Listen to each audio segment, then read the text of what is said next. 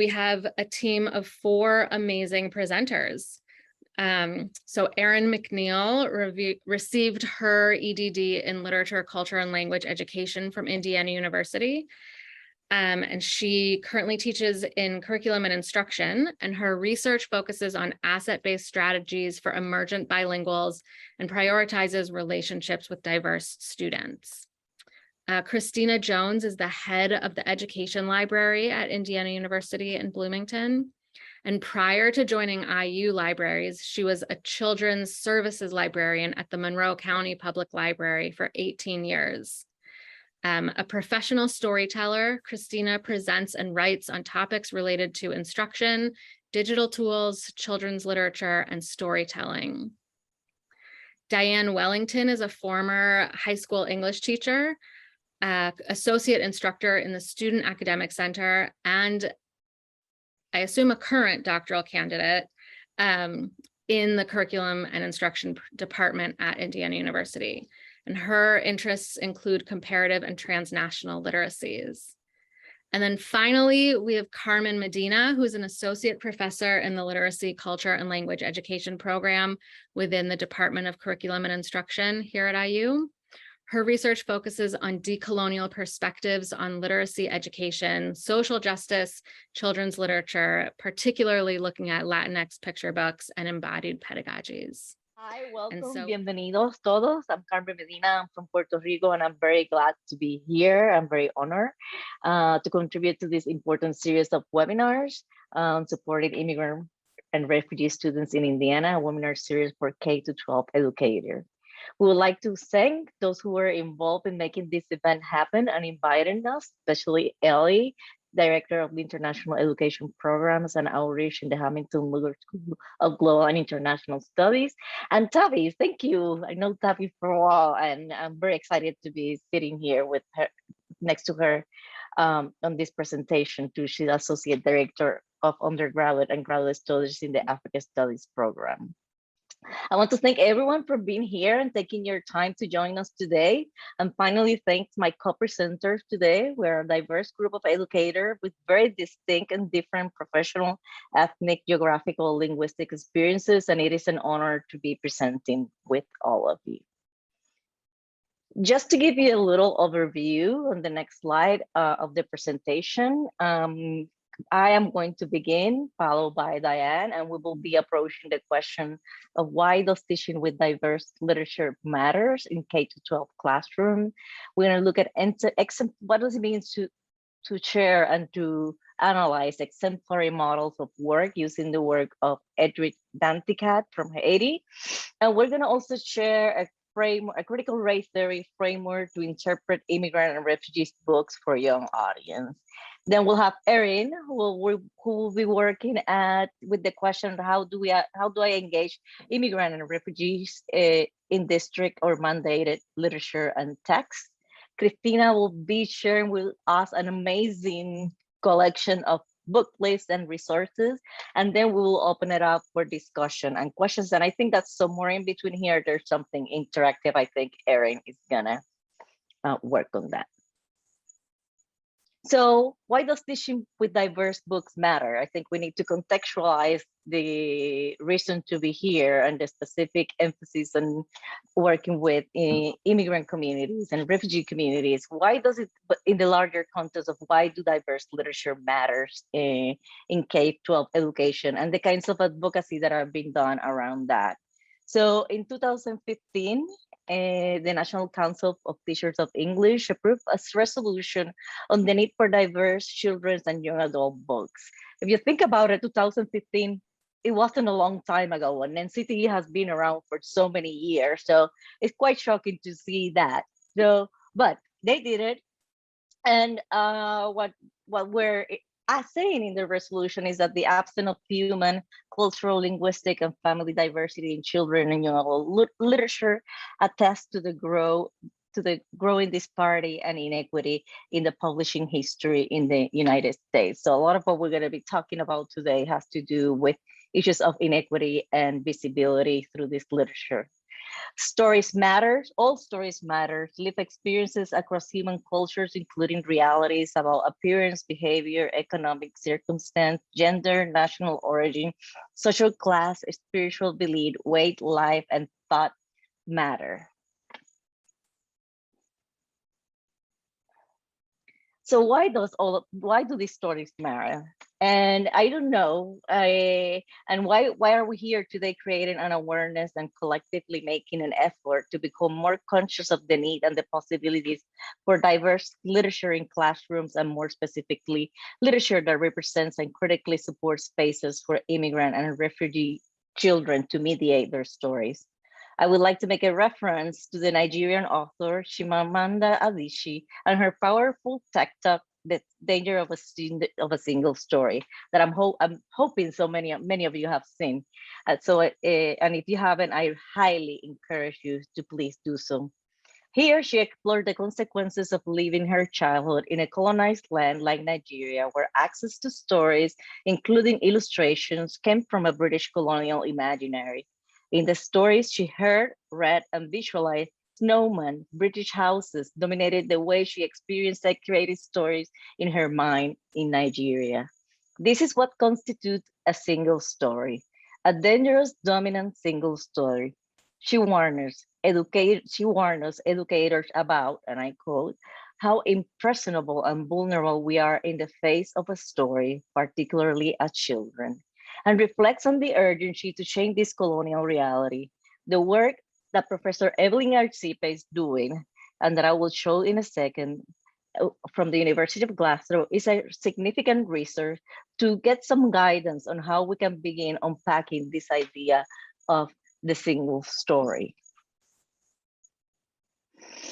And by the way, this texture makes me reflect a lot, and I think this will be, it's an interesting point about my childhood, because when I watched this TED Talk for the first time, she was talking about Nigeria, but in Puerto Rico, I did the same thing, because all the coloring books that we got from in the pharmacies and in the bookstores came from the United States. So I was also drawing houses, like US houses in the farm with picketed fences. So I highly identify with her point. And so anyway, so this is a website. You can access this website for information on picture books.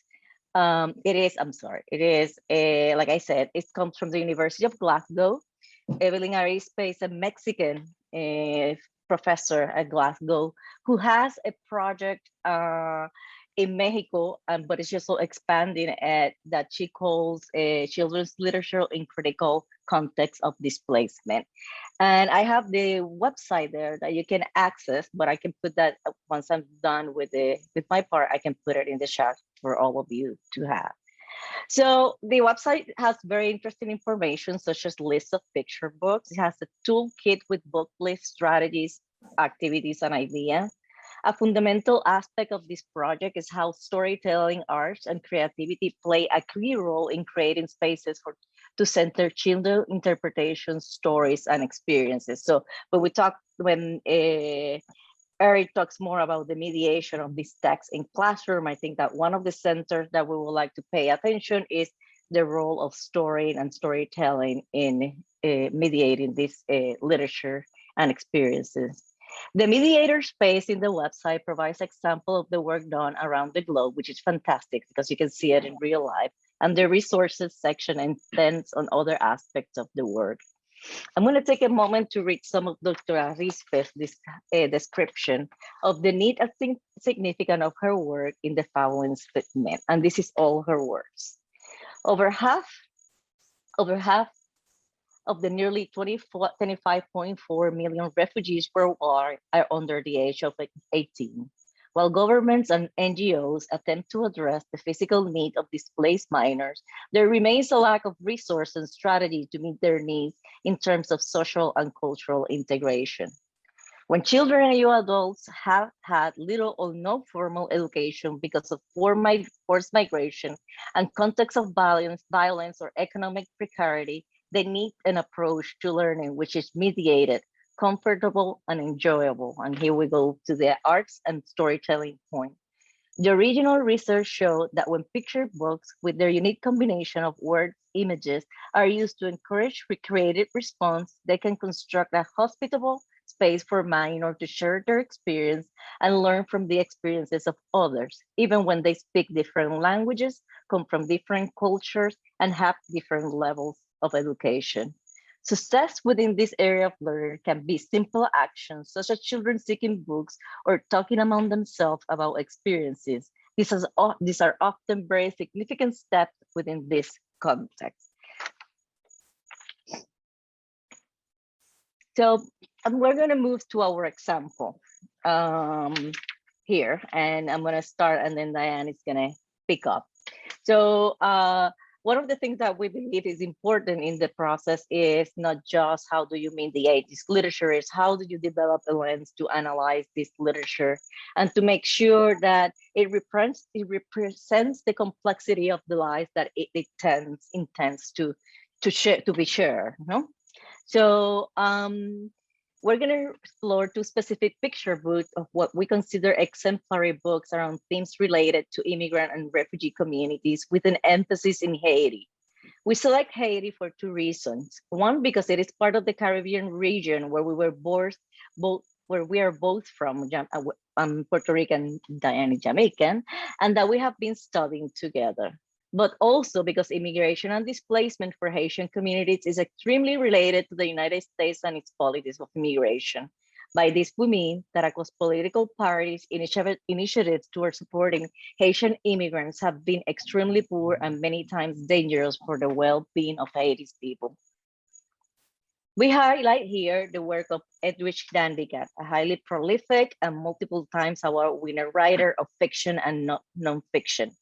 In her book, Creating Dangerously, The Immigrant Artist at Work, she shares a powerful collection of memoirs and essays that reflect on the significance to be a committed writer who writes dangerously for those who read dangerously, for those literary orphans, as she describes, who need books written by other literary orphans in exile, and that work to create, and I quote, as a revolt against, that work to create a space that becomes a revolt against silence, creating when both the creation and the reception, the writing and the reading are dangerous undertakings, disobedience to a directive. So we selected these two picture books, Mama Nightingale and Freedom Soup, to share with you. And Diane is going to take over and share those books with us. Okay, thank you, Dr. Medina. So beginning with Freedom Soup in the bottom right corner, published in 2019, Tammy Charles wrote Freedom Soup, which depicts cultural tradition, passing from generation to generation to maintain connection, make identity, create and understand joy, then reimagine what it means to be Haitian. In this work, Tigran, the grandmother and protagonist, states, "Nothing in this world is free, not even freedom," which recollects the Haitian people's fight for freedom and pride. It recognizes the formation of identity and develops a discourse that helps to navigate existing ways, making and the unmaking of who we are.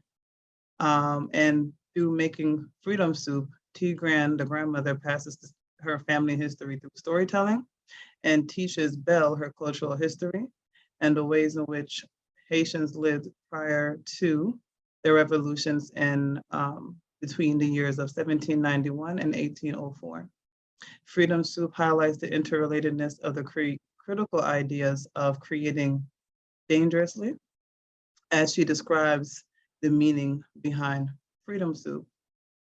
Moving to Mama Nightingale, published in 2015, Edwidge Dandigat wrote a tale about a parent-child separation and immigration. Saya's mom is placed in an immigration detention center. Saya, the protagonist, and the child in the story finds peace by the recording of her mother's voice that she listens to at bedtime that are inspired by Haitian folklore. Her father often tries to reunite his family, so he writes letters to the mayor in an attempt to plead for her freedom. Saya writes her own story and sends it to the local media outlets, which eventually helped her family reunite. We will read an excerpt from Mama Nightingale, one which will be from when Saya and her dad visit her mother in the detention center, and the second when they are reunited. You'll see me look down because I'm actually gonna read my version, but a copy will be on the screen.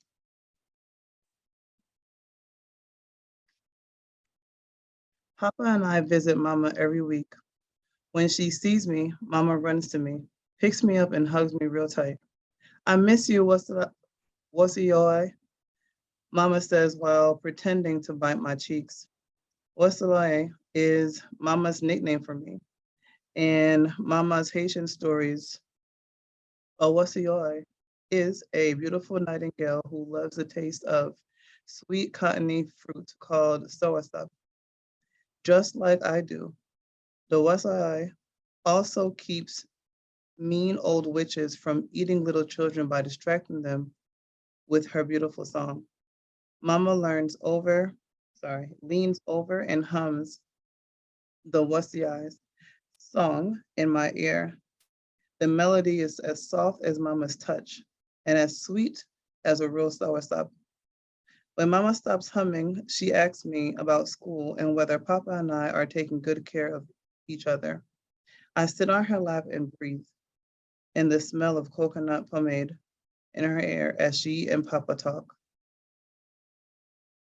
We'll move on to the other side. This is after they're reunited, and as I said before, when Saya writes her letter to the media, which helps her mother gain freedom. At bedtime, Mama asked me which of her stories I would most like to hear. I picked my favorite one, the one about the Mama Nightingale who skips over rainbows trying to get home. How does this story end? I asked Mama even though I already know the answer, which she's insinuating that she gets home as her mom. Her mom is the Mama Nightingale. So, 1 second. From a critical race perspective, we have adapted this conceptual framework to aid in our analyses of these texts. Through this lens, we recognize 5 tenets that can be used to understand this literature, which include remembering histories of oppression, recognizing self in a new lens. The text itself pushes against tradition.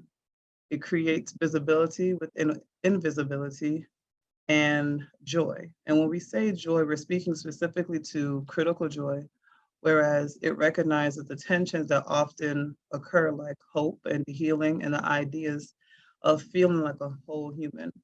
To this end, a majority of refugees are Black and Brown people. And because of their racialization within society, it often positions refugees as less than human, meaning white middle-class humans. Now I'll explain what each tenet may look like in a text using Mama Nightingale and Freedom Soup as our examples. So, remembering histories of oppression, we consider the haunting as an aspect, or the histories as an aspect of storytelling, because we all carry a history and a present that prepares us for our futures. Tammy Charles Freedom Soup tells the story of Haitian independence story passed across generations in the tradition of cooking a traditional soup. We see occurrences of histories when Tigran tells the story of the revolution and freedom in the creation of the Freedom Soup. She also has a part in the book where they all come together to drink the Freedom Soup and they're dancing and having a good time in celebration. Moving forward to recognizing self in a new lens, Saya from Mama Nightingale's learns the power she has in telling her story and assisting her father in advocating for her mom's freedom. Bella in Freedom Soup learns who she is in respect to her culture and where they have originated from. For pushing against tradition, doing this work pushes against tradition as it uplifts people who are not westernized and allow them to see themselves from a new lens and allow them to have visibility in text that they may or may not have.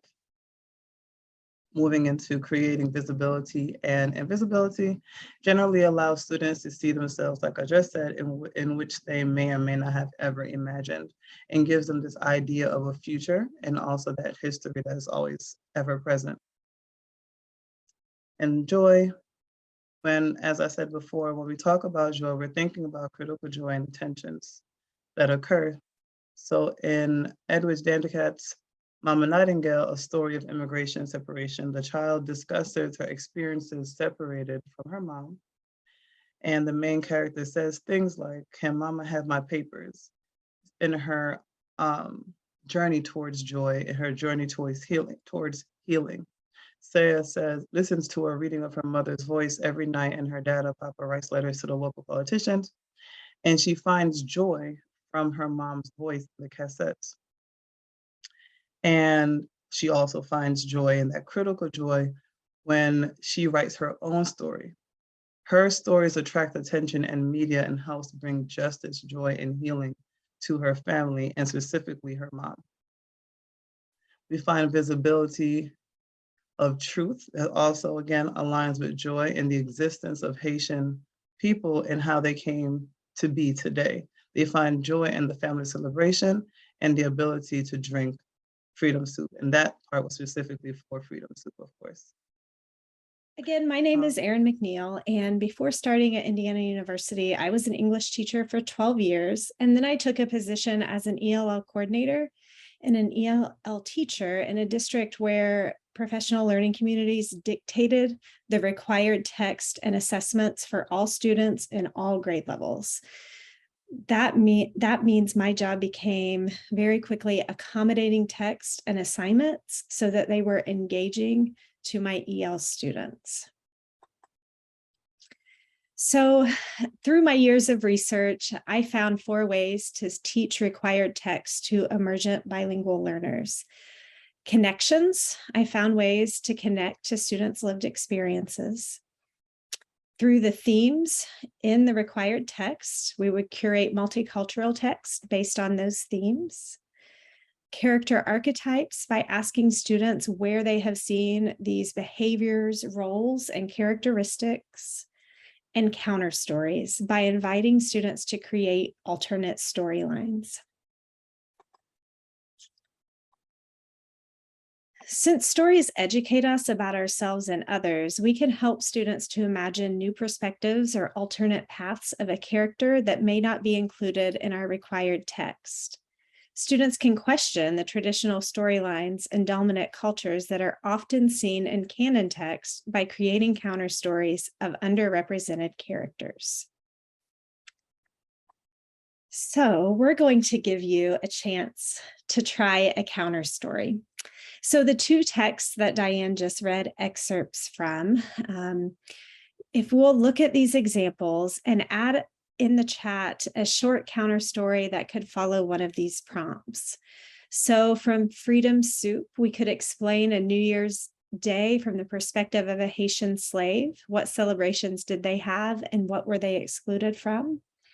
In Mama's Nightingale, we could describe the journey of a migrant in Sunshine Correctional Facility, which is the facility where her mother is located. Or we could tell the story of the Nightingale who protects small children from evil witches and blur the lines between heroes and villains. Are the witches really evil and the Nightingales the heroes? So we'll give you just a minute if anyone has a short counter story that could follow one of these prompts. I was really interested in blurring the lines between heroes and villains. And I had some ideas of maybe the witches and nightingales were in this together to protect small children from all evil. So that was one counter story I considered.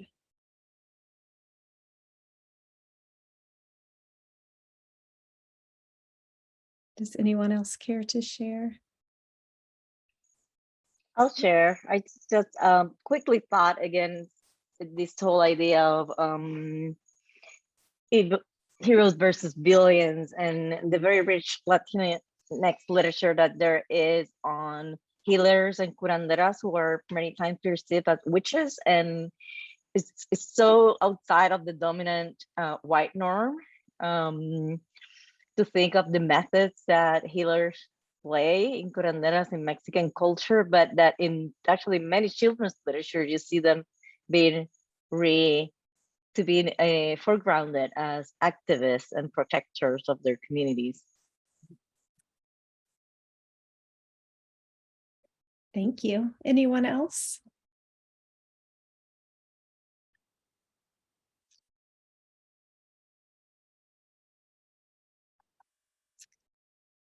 Another way that we can make literature relevant to our students are connections, where we can consider the scenes in the text where students can connect to their life experiences. So we know from neuroscience research and culturally responsive research that students learn best when they can connect to the required curriculum and when they can connect their prior experiences and knowledge. But required curriculum can make connections challenging for teachers. So I analyzed students' experiences that were revealed through literacy projects, which disclosed the need for spaces where students could detail parts of their life that were familiar in literacy curriculum as they learned new languages and navigated new spaces. So my question really became, how can we best connect to students' funds of knowledge? So I started by looking at cultural and community traditions. So does the text contain any cultural or religious traditions? And then invite students to write about or describe traditions of their family or from their home country.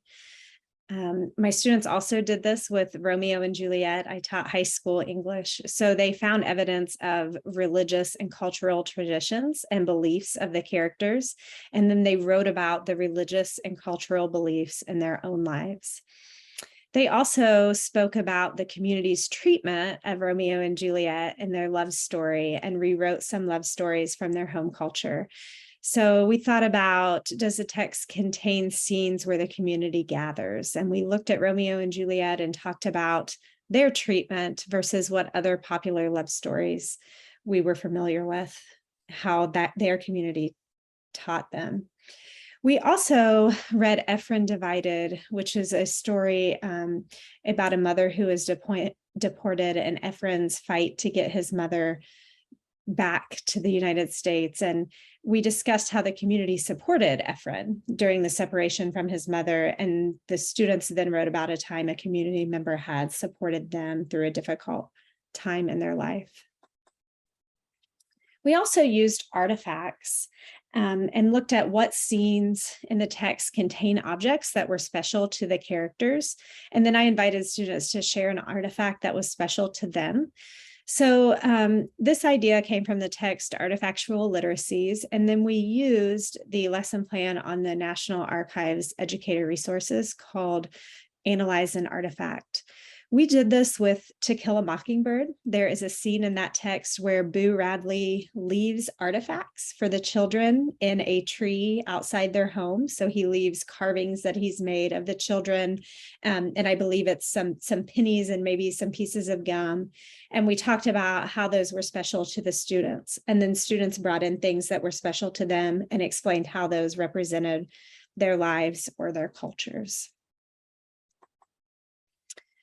We also talked a lot about archetypes and where students have seen behaviors, roles, and characteristics. So my students did this exercise with the Odyssey, and we thought about heroes and villains, and we thought about from popular culture or home culture. So here are some examples. From popular media, they talked about Captain America and how he was a hero and that he put the city before himself. From home cultures, we talked about Anpan Man, who is a popular Japanese hero. His head is actually a piece of bread, and he flies around and feeds hungry people as he's saving them from evil villains as well.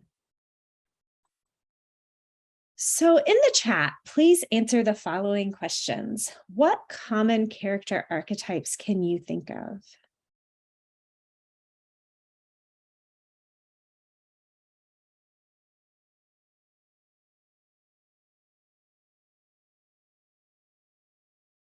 Damsel in distress, yes.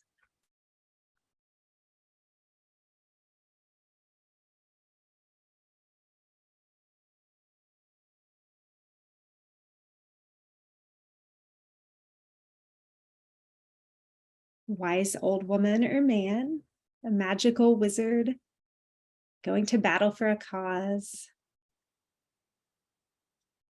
star-crossed lovers.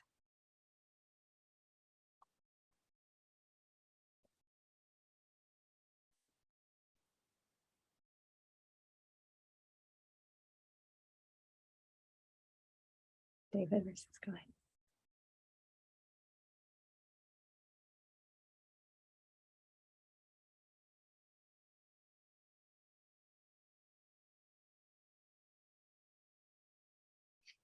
Okay, so I think you've hit on all the ones I have here, but where have we seen these characters? So in the chat, where have you seen a godmother or an outsider or a queen? Fairy tales?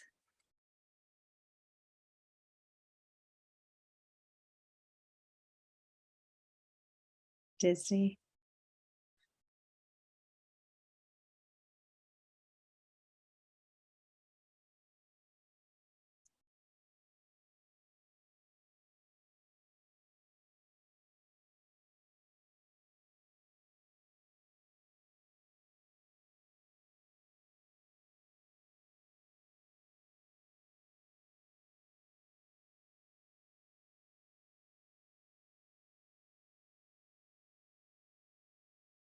So as you can see from the chat, we quickly came up with several different examples that we knew from popular culture or from our own culture to think about what connections we can make with characters and texts that may be mandated for our students.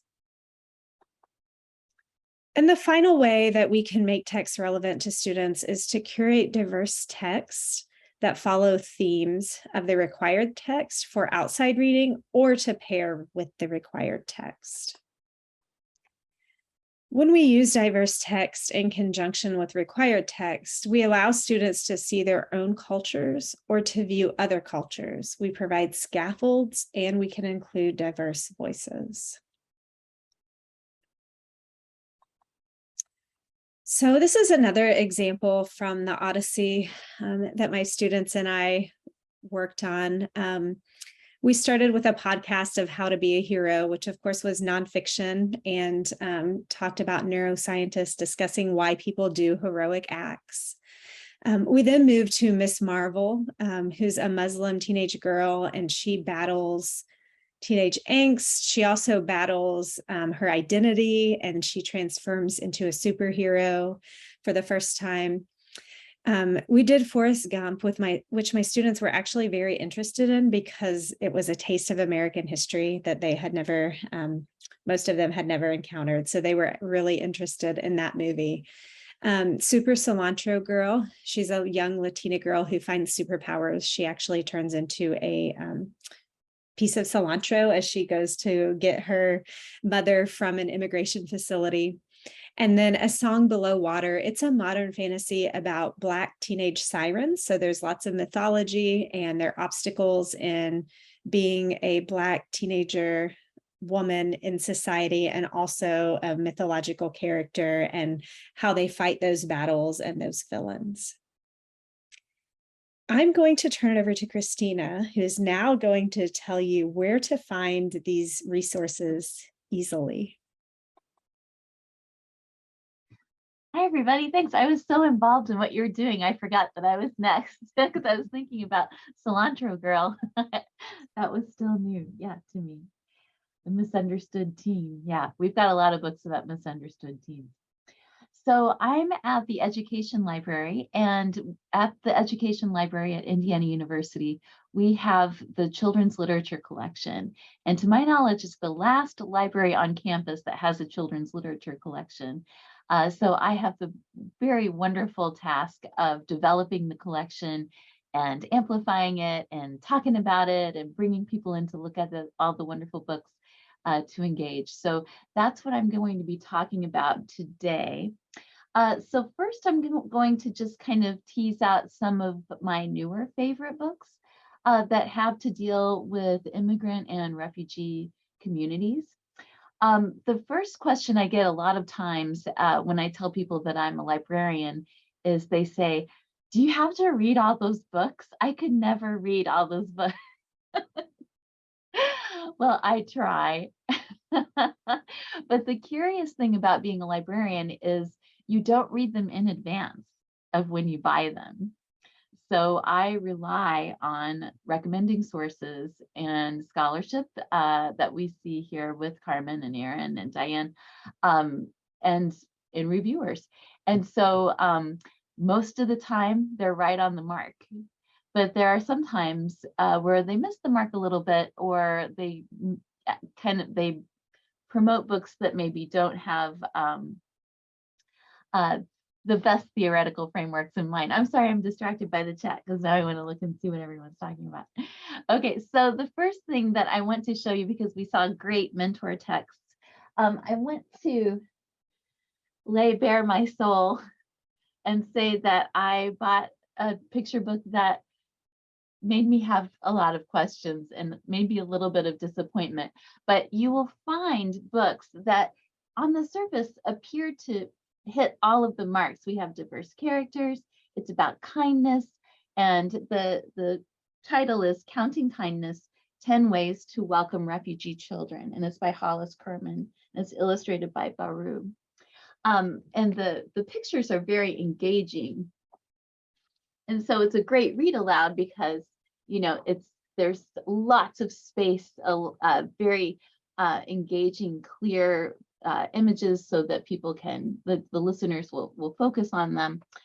And, you know, at first it does a fine job of indicating why a family would have to flee their country.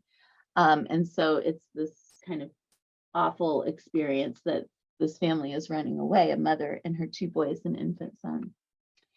But then as they go along their experience, they're helped by a number of people. And, you know, I started noticing the expression on the boys' faces was always a smile. And it was almost as if this happened all the time. They didn't seem troubled. They just kept going on. So here they are on a ship that's not crowded, it's clean, you know, they're being fed appropriate food. Later on, they end up somewhere, presumably the United States or Canada, where they're welcomed and they're smiling and holding hands and again, unbothered by this experience of being welcomed by their teacher who does not look like them and doesn't speak their language. And so they all mean well, and all of the contributors are trying to make these children feel well. And I noticed that the first time the children communicate, the first time they have a voice, their word is thank you. And that made me sad. That made me really, really sad. I think that this would be a great book to spark a discussion. I don't believe necessarily that books are bad. And I'm, you know, as a librarian, I am a fierce defender in the right to read. So I think this book has a place. But I'm wondering if you have the same reaction as I do. Would this be your first go-to to represent an immigrant or refugee experience?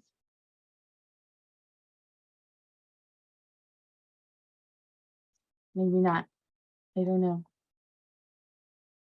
Diane, thank you. You're with me. Okay. And I'm willing to have, I'm all about debate and conversation. So anyway, I bought this book. It was highly recommended. And they might have missed the mark a little bit. So I don't want to just bash books. I want to show you some really good ones. And this is why I was sad, because there's some really, really powerful books that are being written. This one was written kind of at the height of the Syrian refugee crisis. It's written by a Spanish author, Patricia de Arias, and it's called Marwan's Journey. Yeah, it's hard to sugarcoat trauma. It doesn't do well. So this I think, and I'd love to hear your thoughts, I think does a better job of capturing how a child feels and the trauma that happens in a way that doesn't close the door to hope. And I'm going to pause for just a second, because my philosophy of children's literature is rooted in a quote that I'm ashamed to say I can't remember who said it at the top of my head, but what it essentially is, when you close the door to hope, you've closed the door to children's literature. And so these books, while they do, the ones that I'm recommending, while they do show trauma and heartache and misery, at the end, there's always a door to hope. There's always a next step. So this one, Marwan's Journey, they don't specifically say that it's in Syria, but it is a sandy countryside. There are minarets. You get the feeling that you're somewhere in the Middle East. And so the first line just got me. I'm not going to read it all to you, although I want to. It says, "I take giant steps, even though I am small. 1, 2, 3, crossing the desert." And this is the little guy. That's the character, and that's who's speaking. And so you meet Marwan, and Marwan's mother is not with them. And they don't say what happened, but you can guess. And so he's dreaming of her. And after he dreams of her, there he is. And he hears her voice, and she says, "Marwan, keep going. Walk and walk and walk and walk." And I keep walking. And so you walk along with Marwan. But this is what I loved. He remembers. He carries what little he has with him, but it's a huge payload of memories that he carries with him as he walks and walks and walks. And I love that they show their rich life together, not rich in money, but in love and comfort in their own house, not the American houses that Carmen was drawing in her childhood, but a house that looks, more appropriate for where they are. And so they do find kind people, and they do find refuge in this story, but he's always looking back. And I love that kind of counter narrative to, not so much now in the current climate, but, people just want to come to America and stay because they're fleeing their country. But what I love is that they're reminded, and they want to go back, and they want to build anew. And so he dreams of how he'll do that when he's able to return. So this one I thought was a really, really powerful read aloud. So that was a new favorite that came across my desk for refugees. And then this one, maybe you're familiar with this one. It's Two White Rabbits by, I should have practiced his name, Jairo, Jairo, Jairo Utrego. Anyway, so this is a great representation of a young father with his little girl that travels across the American border to work. And so apparently they do this all the time, because she talks about what she does when they go back and forth, and she likes to count. And so you see this loving, affectionate relationship between a father and a daughter. But then you see what they're really going through. And so instead of a person, they personify a coyote is following them and leading them across the border. And so they encounter an encampment by train track, and they have to go on all these different vehicles, and they're stopped by ice, and they have to go another direction. So they're here by the highway, and they keep going, they keep walking. And then finally, the little girl is gifted with a box that contains 2 white rabbits. And they don't give any easy answers. The father doesn't speak at all. He's taking care of his daughter. He's trying to get across. And now he's counting what money he has left in his wallet. And then when they make it, when they're back on the road, and you don't know if they make it or not, here's the door to hope. She releases those 2 white rabbits who run free. But that's what I like about this one, because it keeps the door to hope open, but it doesn't give any easy answers. So I can see young children being satisfied by this story, but at the same time asking questions. Yeah. And it looks like Carmen's saying something amazing. Carmen, do you want to interject? You always have great things. No? Yeah. Keep on going. This is super fascinating. We'll talk when we get to the questions and comments part. Okay. Okay. All right, this is the last picture book, I promise.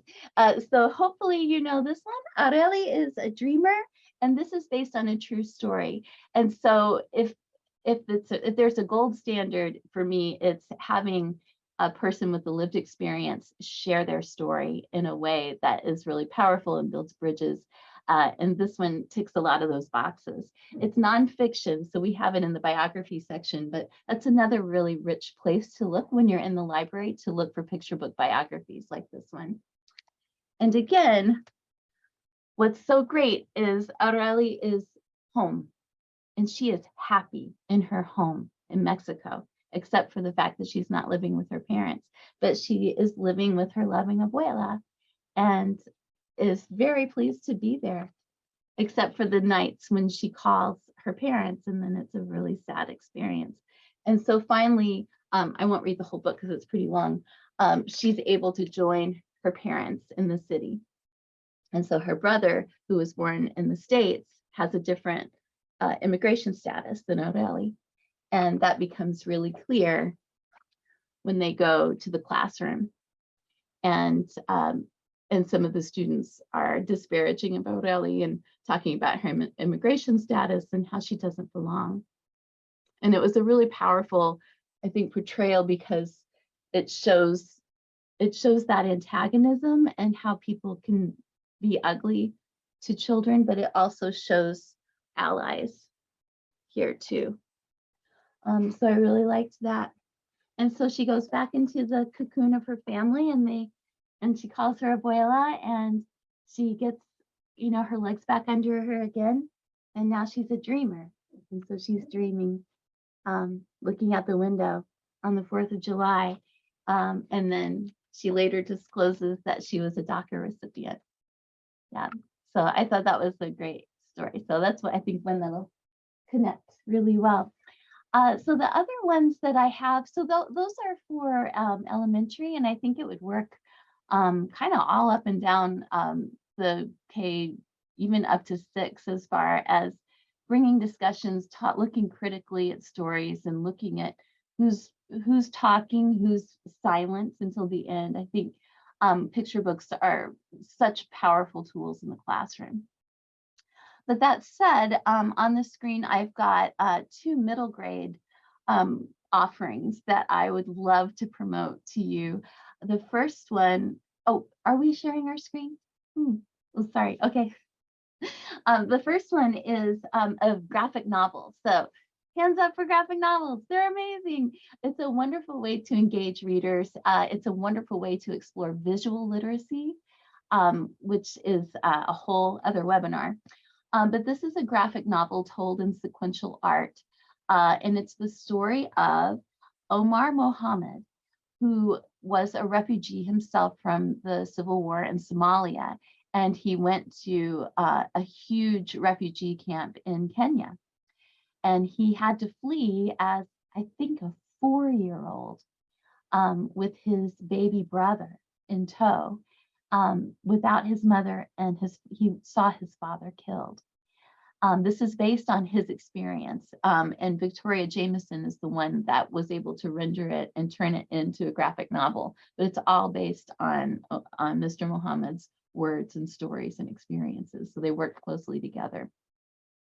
But it's a very powerful story and you spend a lot of time with him as the character growing up in this camp, and all the feelings, all the frustrations. It's a very textured and layered portrayal of a lived experience as a refugee, and then having people, again, coming in from, different NGOs and that sort of stuff and trying to help, but having to stay and wait and wait and wait. So I highly recommend looking into this. It's a great choice for literature circles and book clubs alike for middle grades.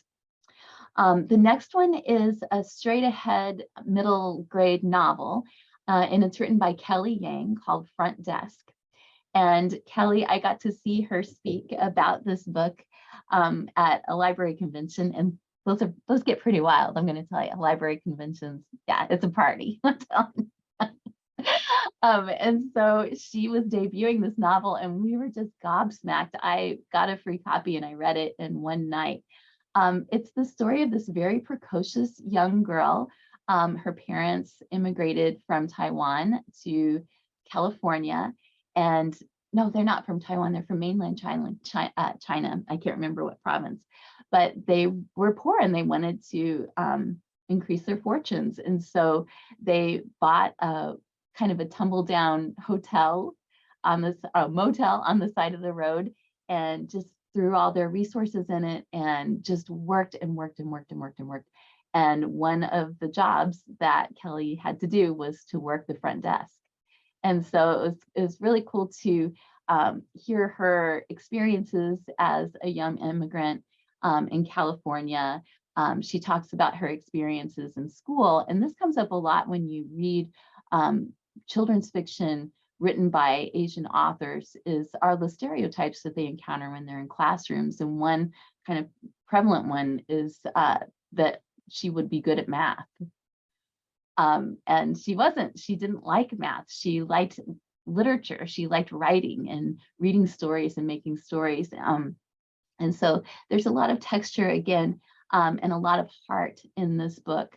And I'll just do a sidebar. I saw her speak, and it was a really emotional conference because we were talking about, how diverse books land on different people, and how we need them, and how people felt erased. And it was really a lot of rich discussions. And they asked Kelly Yang when she was a child and she would read a book, and they didn't describe what the character's ethnicity was or what they looked like, who did she imagine? Did she imagine someone that looked like her? And she said, never. I never did. It was always a white person. It was always a white girl. And she said, that's when I knew I needed to write this book. And so I was just really moved by that. And I'm really glad that she continued to write. So I highly recommend this book and the two books that she wrote after about her immigrant experience in California. So the last two books that I highly recommend that's been coming across my desk recently is another graphic novel. And this is for young adult readers and adult readers. And it's stories from Syrian refugees and their experience and hardship of trying to find a space and trying to find peace or a place to sleep. It's heart-wrenching, it's tough. It's written in graphic novel form, but I think it will open people's eyes to what's really going on when they're thinking about this stuff. The last one that I want to recommend for a young adult is, and this is kind of older middle grade, I would do like junior high and high school, is Daniel Nayeri's book, Everything Sad is Untrue. And I recommend this not just because it's my favorite book title of all time, but because it is a heart-wrenching, it's not heart-wrenching, but you can just tell he had to write this story. He just had to get it out. And it's based loosely on his experience of being a refugee from Iran. His mother got sideways with the leadership there, and they issued a fatwa for her, and she was a medical doctor, and they had this beautiful life. They had this family compound that had been in their family for hundreds of years, and they had to pick up and flee. They end up in Oklahoma, and it's tough. It's tough. And one thing that Daniel says over and over is, you know, why don't people want to help us? Like how he was feeling along the way was very, very poignant. But alongside that, he kept those storytelling traditions. I feel like it's story time. I see a little girl in the window. But he weaves the Persian storytelling traditions and often kind of references or echoes the 1001 Nights. So it's a great read. It's a great read aloud. So I would highly recommend this one as well. So along with those books, I wanted to supply some resources to help you discover more books. So, oh, I realized I'm not sharing my screen. But the first two are from a WETA public radio initiative and PBS initiative that help to shape or help to guide parents and children and educators in some ways to looking at diverse books and helping support reading and writing and fostering a love of reading.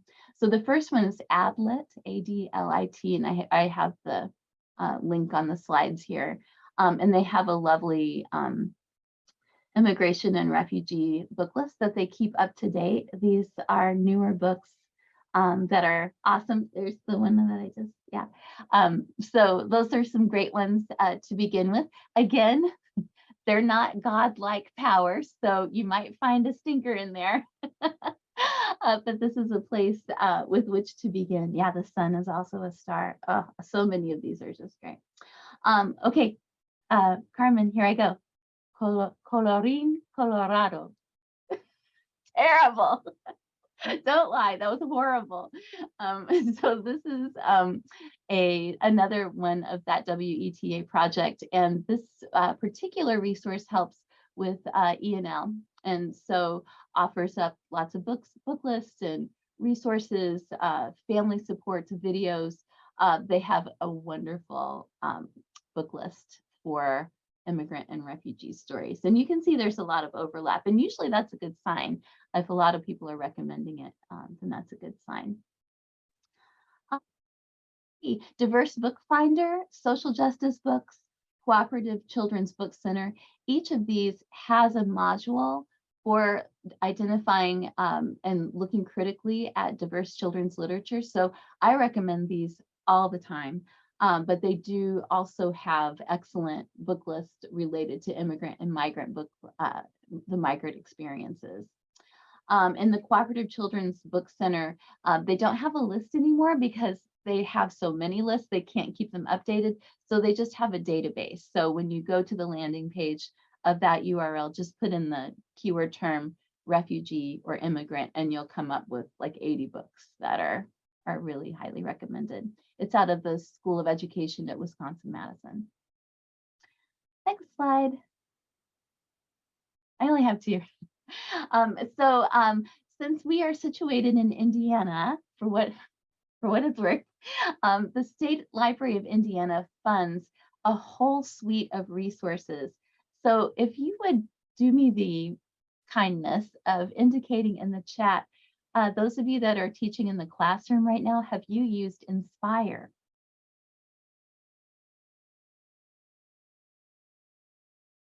Uh-oh. So either you've fallen asleep or really no one has used it. Oh my gosh. Okay. Whoever has the slide, would you please click this? Okay. So remember when you were at the university and you had access to databases and library resources, and then when you lost your affiliation, you thought, oh, I'll never get that again. Well, you're in luck because the State Library of Indiana offers hundreds of databases, many of which you might have had access to in college for free. So they just kind of make sure that you have an Indiana-based IP address. And the reason that I have that is on my slide. Ooh, you think you've heard of Inspire? Good. Oh, good. Yeah, helps basically everything is in there. Is there a way that I can share my screen? I'll try. Oh, no. I don't want to make Erin have to click. You Is it should be okay? able, I just gave you the permission now if you want to. Okay. Okay. Okay. So this is Inspire. So what I wanted to share with you, can you see it? Can you see it now? Inspire. Okay. So what I wanted to share with you is, along with children's literature, I know that it's important to have facts and pictures and how people look, you know, in modern day and what their experiences are now. And so Inspire has encyclopedias. They have, well, no, I just lost all my things. So they have all this content, including encyclopedias, article searching. For the older kids in high school, they have the Points of View Reference Center. So that's where they can look and see. Let's see. Oh yeah, this is a list of all of the things. And so that person that teaches health science, we have Academic Search Premier, Alt Health Watch, but this Points of View Reference Center, here's Eric. This is an encyclopedia. So if they want to dig a little deeper and find some foundation research on the immigrant experiences or their own experiences, this is some informational text that they can use. Here's Health Business, Health Source. But I do want to look for, here's that Points of View. Teaching books is another resource that's available through Inspire. And this is a powerhouse engine of children's literature. So if I put refugee, not only will you get book lists, but when you get into these, you can see author interviews. Here's an interview on NPR about the authors, suggested discussion plans, and all sorts of enhanced content. So if you teach in Indiana, please, please, please check out Inspire. It's free. Ask your school librarian or your public librarian if you're confused on how to get it, because you're missing out on a lot of great resources if you have it. So thanks.